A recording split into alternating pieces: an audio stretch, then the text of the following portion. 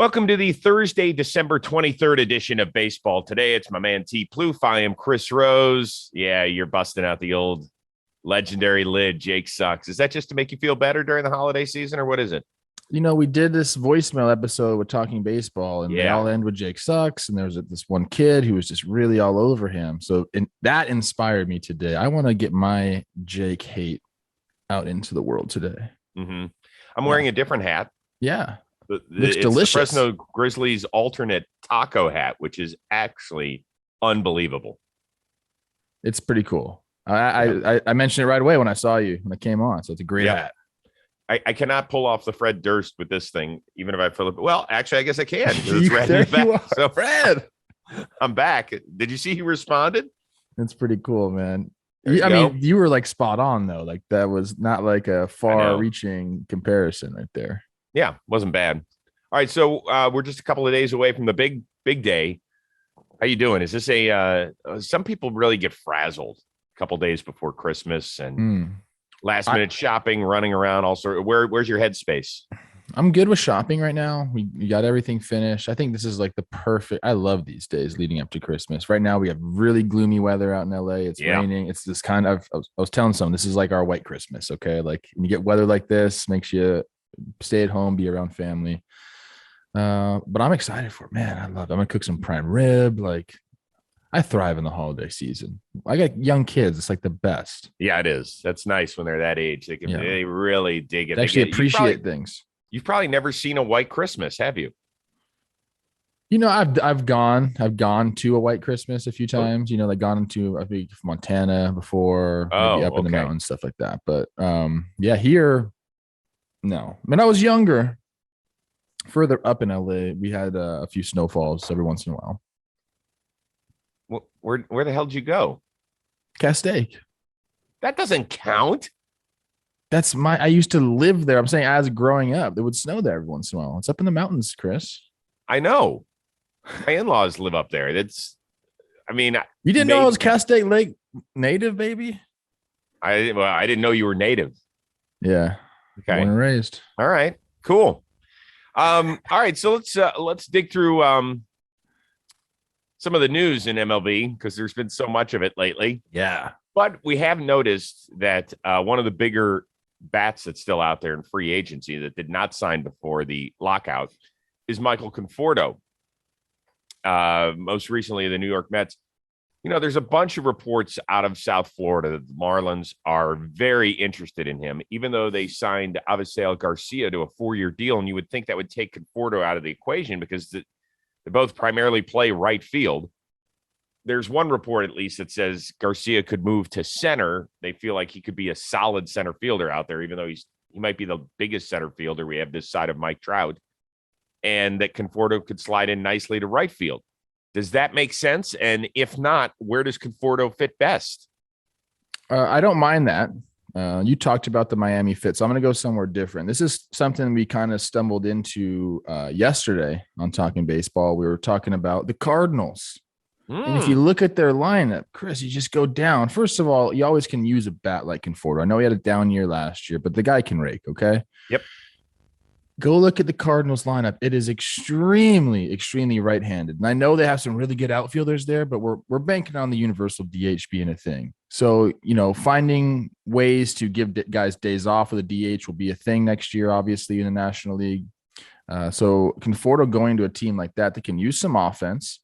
They can balance out the lineup a little bit. And then, like I said, you can plug and play those off days with the DH. He can be there most of the time. Or just depth in case somebody gets hurt. But I think he fits really well with the Cardinals. It's not bad. I don't see the fit in Miami now. I would have seen Garcia or Conforto, but not both. I think then you're stretching your defense to the point because Conforto's a really good right fielder and Garcia is an able right fielder. You know, he definitely brings some skill to the position. But, man, moving Garcia to center field, it just doesn't feel right. I mean, maybe I'm misjudging it. I just don't see it happening. Yeah, and like I said, I think Conforto can fit in a lot of places if there's a DH. I know he can play good outfield, but he's just an extra bat too. He can be that for your team. He can be that power hitting bat for you, left-handed. I know this team is very left-handed heavy. that I'm about to mention. Mm. But I think it makes sense, and maybe it means that you trade somebody out there, and it's the San Francisco Giants. Okay. I know that they've got Yastrzemski, who was kind of up and down in 2021, and I think as of right now, they've got him plugged in to play center. Then they got late night Lamont, who I'm not sure is an everyday player. What's your gut tell you on that? I think he could be. Give him some huh? extended run. Yeah, I do. I hate taking opportunities away from guys, especially dudes who grinded and didn't make it until they were 27 or 28. And then and actually they've got a couple of them between Wade and Yastrzemski. It just feels like they need to make some extra move. And I know that they've got plenty of other left-handed bats with Belt and Crawford, but it just feels like, I don't know, went through some of the teams. I was like, yeah, makes sense. Yeah, I could see that. Another team we talked about yesterday, and again, Conforto makes sense on a lot of teams just because he can bang. The Brewers need offense. Yeah, but they just traded for Hunter Renfroe, didn't they? Yeah, but I mean, he's not going to bring the same thing offensively that Michael Conforto can bring, in my opinion. And but they're a little bit more balanced in their lineup. They don't necessarily need him. Again, he's just a guy that kind of fits on everyone if you're getting that universal DH, which we think we are. Yeah, no, it definitely opens it up. What do you think he's going to get? Is he going to be like a 15 a year guy? Yeah, I think so. 20 a year guy? Because you know what? I think that front offices are pretty smart. I think he got slowed by COVID before spring training, if I'm not mistaken here. And his first half was shitty. Wasn't good. But then he started to get back more to Michael Conforto the last couple months of the year. If he had been an available free agent after the shortened 2020 season, I mean, because his 5 years up there in New York were fantastic. Incredible. Yeah. Right? He still finished with an OPS plus over 100. I know it was 101, but if you look at, his track record is there. That's what, That's the thing. You're not going on anything of last year. I don't think so. I think he'll be a steal for a team. He kind of reminds me of like a Jason Kubel. That's a throwback for you guys. Oh God. Yeah.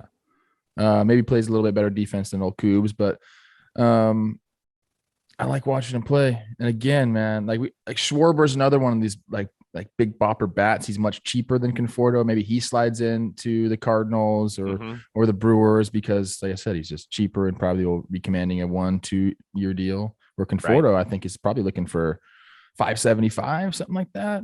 Now that we're talking about it. Yeah, I think that sounds about right. Yeah. I think that'd be a good deal for both sides. Me too. He's a hell of a ball player. I like him. Our buddy Inosaurus from The Athletic did a nice little column on bounce back candidates. Listed 4 of them. The 2 most interesting, far and away, competed in the World Series against one another in 2017. They have both won rings. They have both won big-time honors. Bellinger, a former MVP. Bregman, and love. Some of us do. Which one is more likely to return to their old form? I like Bregman. I do. I like him too. I've always dug him. Yeah. I have. Sorry, I lost a little bit there. Evan Longoria used to call him Lego Man. He said he looked like a Lego piece. Anyways, to answer your question, this is a pretty obvious one. And lists it right away. Cody Bellinger. I mean, talking about bounce back and like the difference between where he was at last year and where he's probably projected and most likely will be in 2022 as far as his numbers. I mean, he had a 45 OPS plus last year, Chris. Oh, God. A 45. He was a negative 1.5 WAR. I mean, nothing went right, but you can point to a few things. I mean, he had the shoulder surgery from separating his shoulder during the World Series. That was crazy. So he had that. And, he talks about it a little bit. He talked at the end of the season, and they quote him in Eno's article saying, I just had no power. He wasn't able to lift. And if you can't get a good off season in, you're just behind. Everybody else is strong. You're fighting to get that strength back because you don't feel right. You have surgery, your range of motion is screwed up. And, the shoulder does a lot of things in baseball. So I think this year was probably really tough to start for him. He felt weak. He felt without range of motion. And then you start to lose some confidence and it snowballs. Cody B should be one of the most confident guys on the planet with what he can do on the baseball field. He's already got the MVP in the bag, like you said. I count on him bouncing back in a big way in 2022. I think there's still so much left in him. It's there. Tough year, but you have an off season to, get rid of that mentally, come back feeling strong. I think he's going to go off. I'm going to go with the other guy, Alex Bregman. Well, first of all, I'm curious. Cody Bellinger became a dad recently. Mm-hmm. Do you buy the whole dad strength thing? No, I don't know. No, dad strength's for like when you're 50. That's what I figured out. You don't just get it when you're. Not necessarily. That's what I feel like. I don't know. We saw Max Muncy become a dad and started hammering homers. Mike Trout. Oh my God, Mike Trout became a dad. I mean, what Mike Trout's always been. Have you ever seen Mike Trout? And he was like a different player, dude. I always told people, you don't just get dad strength. The reason you get strong is because you're carrying this little weight around with you that wiggles all the time. And you're just like holding it in place. Like you develop dad strength because of that. Yeah, it's actually a real thing.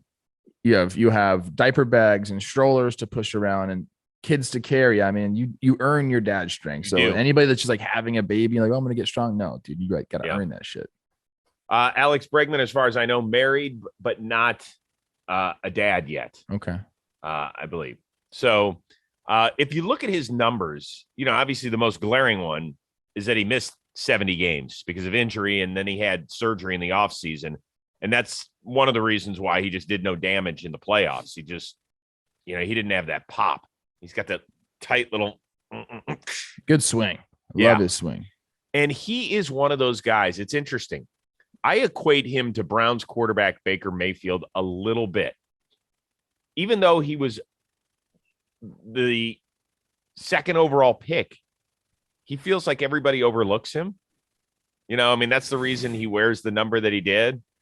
I'm like, dude, you were the number 2 overall pick. He's like, yeah, but I should have been 1. Like Baker Mayfield was the number 1 overall pick. Yeah, but nobody wanted me in college. I had to go to 2 different places. Yeah, but you won the Heisman Trophy. Yeah, but I really had to grind to go get it, which is all true. And so I think Bregman feels the same exact way. I'm like, dude, you went to one of the top programs in the country in LSU.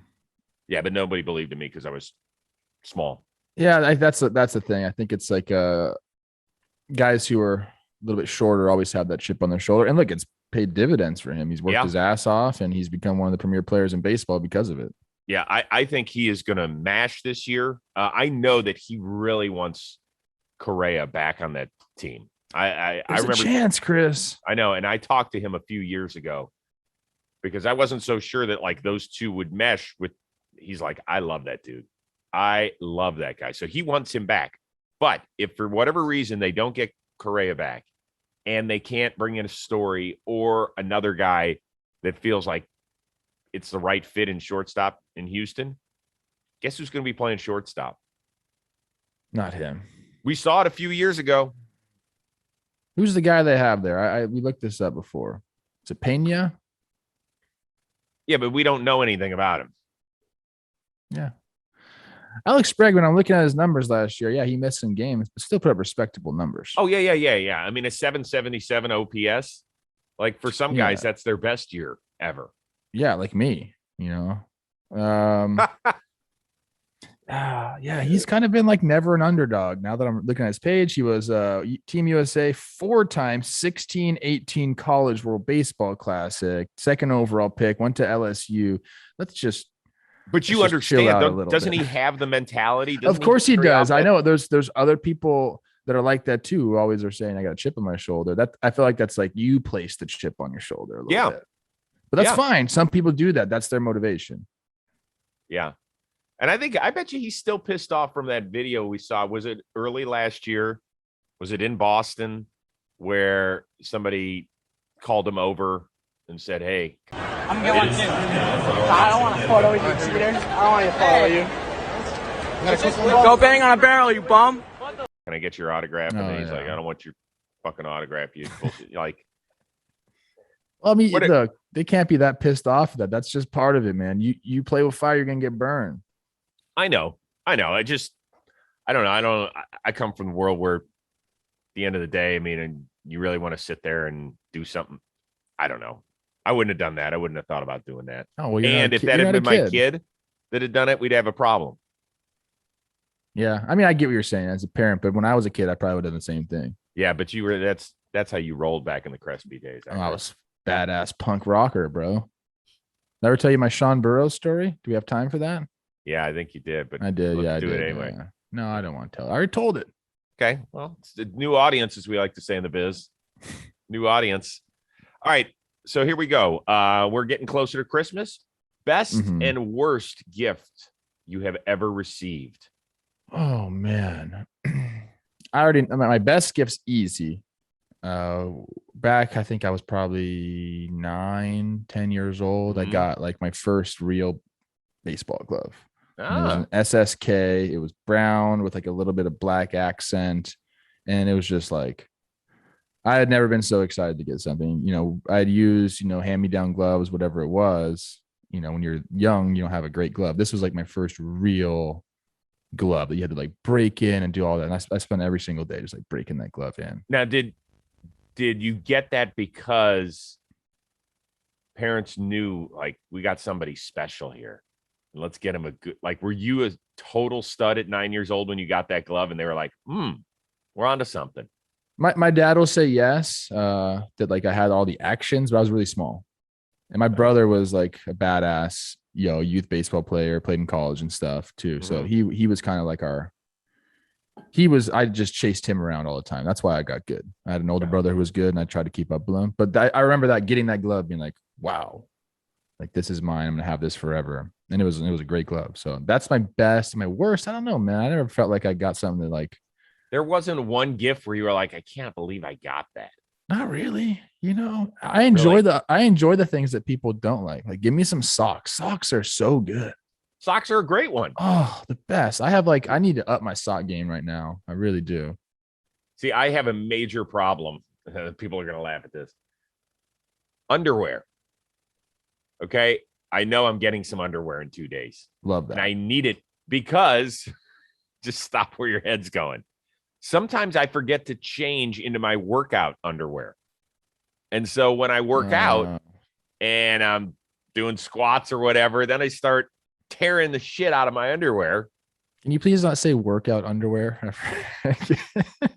Well, that's what it is. What do you call it? Compression shorts. Okay, believe me, there's nothing good about compression shorts on this ass. I feel you. I just loaded up on my underwear about a month ago. It's the best thing you can do. Underwear and socks, and they're new. Like you feel pretty confident in yourself when you put those on. Yeah.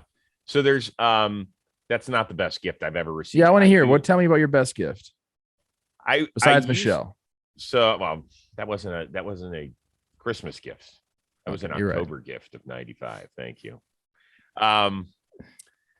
So when I was little, this is anybody that's like over 40 might remember this game. There was a football field. It was called electronic football, and you would turn it on, and all the players, you'd set up the play, and you'd put this little foam football in the hand of these little football players, and like the guards would block like this, and the running backs would and you'd attach the football, and it was impossible to throw the ball. It was absolutely horrible, but I loved it because all the little players were down to the detail. Like the Denver Broncos had the orange uniforms and the blue helmets, and you could see like the little D on their helmets.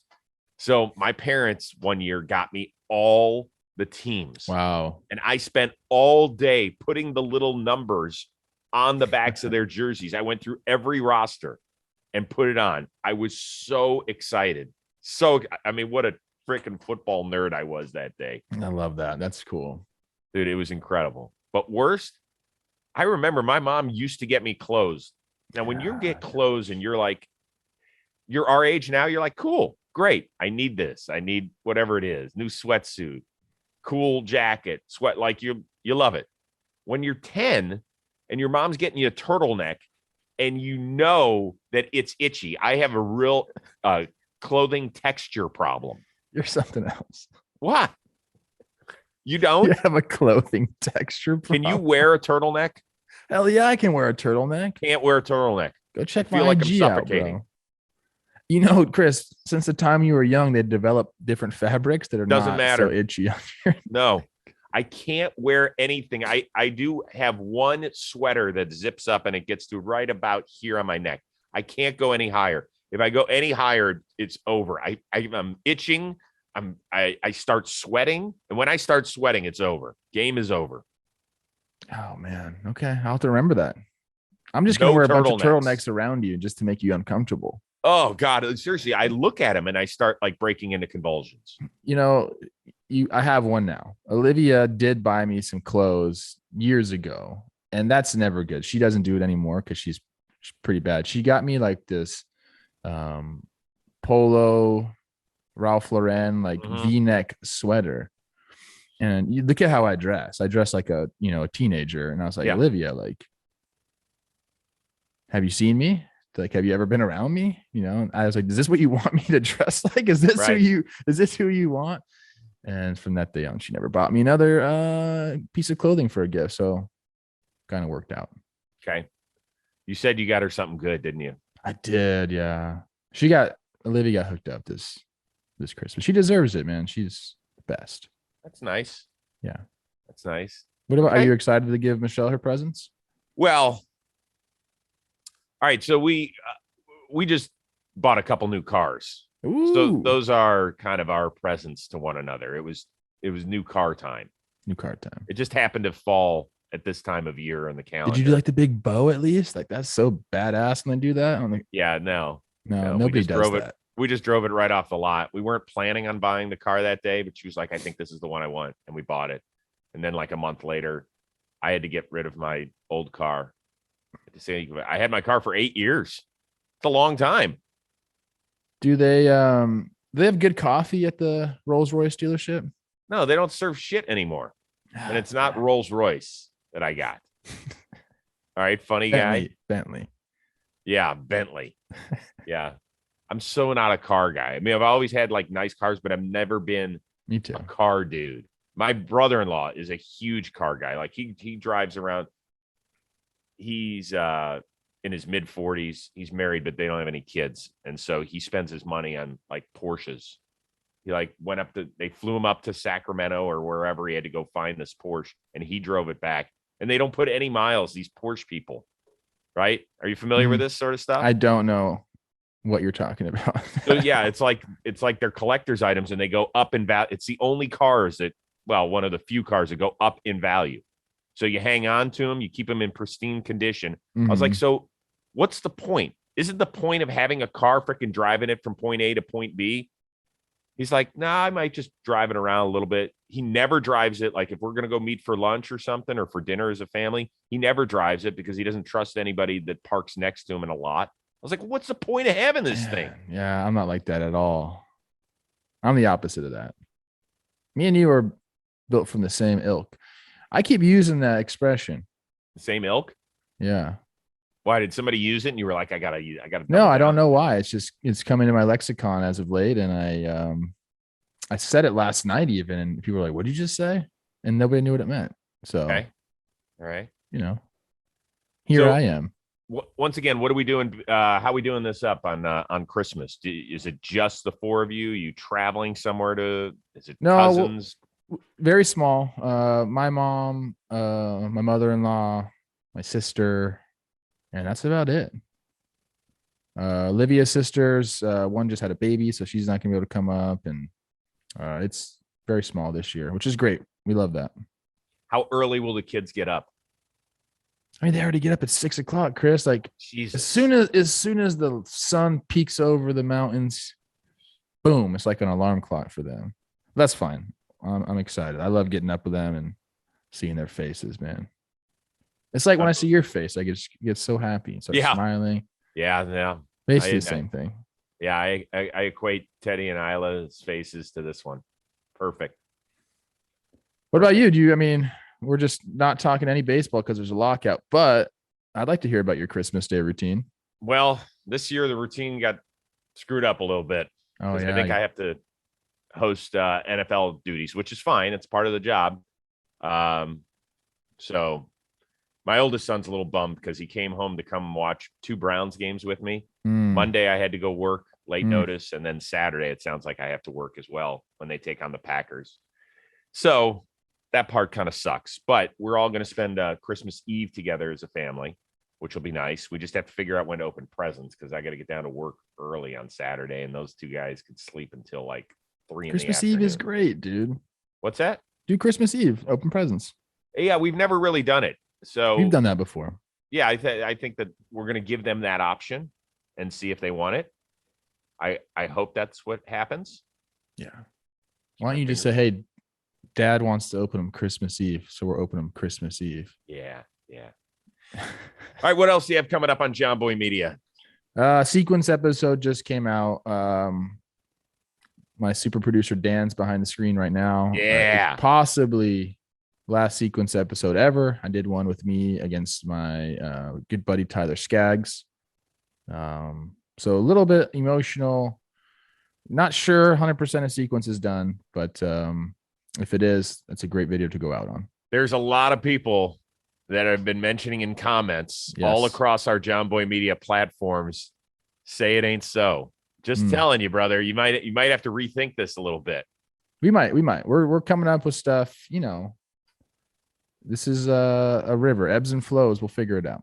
Yeah. And this is the beautiful thing about being on a platform like this is that things can come and go, right? I mean, we can stop things for a little while. We can restart them. You know, it's all about content creation. So if we feel like there's a void, and this is where we rely on you guys too. It's not as simple as, because we don't sit here and yell at each other. Like, that's not what we do as a company, right? We have fun. We try and make some good points. We try and make you think, but we want to make you laugh. We want to make you smile. We want to make you get excited about your teams and all that sort of stuff. But we don't do what a lot of morning television programs do, which is very cookie cutter. No, you're wrong. No, you're wrong. No, LeBron's an idiot. And like all this shit. Like, that's not what we do. They're very successful. They get paid handsomely. That's fine. That's not the lane we're traveling in. So we need your help. So in the comments, tell us what it is you want a little bit more. Like, we feel like we're versatile. We can do different things. So we come up with ideas, but if there's something that is void in your baseball life, let us know. That's right. Nice, Chris. What do you got coming out? All right. So the Miguel Rojas episode is still out. If you have not listened to it, please do. You'll just feel better about who you are as a human when you listen to Miguel Rojas. He joined us from Venezuela, which was fantastic. And we just taped the Union episode. So it was Lucas Giolito, it was Marcus Semien, and it was Zach Britton. And that'll be coming out early next week. I suggest everybody listen to it, because we're not breaking down line by line items about what it is that the players are going after, but it's really very much where's their headspace, what's it like to be in a meeting with owners, why they got involved with the union. And they're three guys who are at kind of different stages of their careers. Zach Britton is a guy who's trying to battle back from Tommy John surgery and can't talk to the Yankees about it. It's hilarious. It really is unbelievable. It's something. Him, so what'd you do? Watch a YouTube video on how to come back from Tommy John? I think there's some real eye-opening stuff. I think you'll get a better understanding of where the players stand and some of their frustrations. And hopefully I asked the questions that fans wanted to ask if they would have a platform for it. I think it's great. I think hearing people that are actually in the situation is much better than hearing, like, I heard this info from here, heard this info from there, and then here's my opinion on it. Like, here are the guys that are actually talking to, they're the reps talking to ownership. Right. So they are plugged into what's going on. And then, you get the perspective, and it's good to do that. And we even had an owner come on and talk last year. So we're trying to give you all the perspectives, but I think starting with the guys that you mentioned is a really good spot if you want to learn about lockouts and why we're at where we're at. Yeah. And more importantly, how we get to where we need to go in order for them to say play ball. Yeah. Whether or not they're optimistic or it all came up. It's about a 50-minute discussion. And like I said, hopefully it'll get your ears perked up a little bit, get a better understanding. Okay. Love perky stuff. All right, brother. Have a great holiday. to you and Olivia and the kids. Enjoy Christmas Day. We are still back at it next week, I assume, right? Believe it, Chris. Believe it. All right, my man. Merry Christmas and happy You too, holidays to brother. everybody. You too, brother. Special shout out to our guy, Dan Rourke, today doing it. Always Great putting together hair. a good show. Dan, you stay out of trouble. You hear me? Dan, Yeah, man. you gonna stay out of trouble during this holiday season? Of course, absolutely. You're And the one happy I got to holidays worry you guys, about at too. this network a little bit. Understand? Nah, I'll be chilling. I'll be good. All right, Dan's Bob. the best. He's a good guy. He's funny as shit. He is a funny one. All right, listen, special thank you to you guys for consuming the product. You know, without you guys, we are nothing, as we like to say. But we will see you each and every Tuesday and Thursday here on Baseball Today, a product of John Boy Media. Merry Christmas, everybody.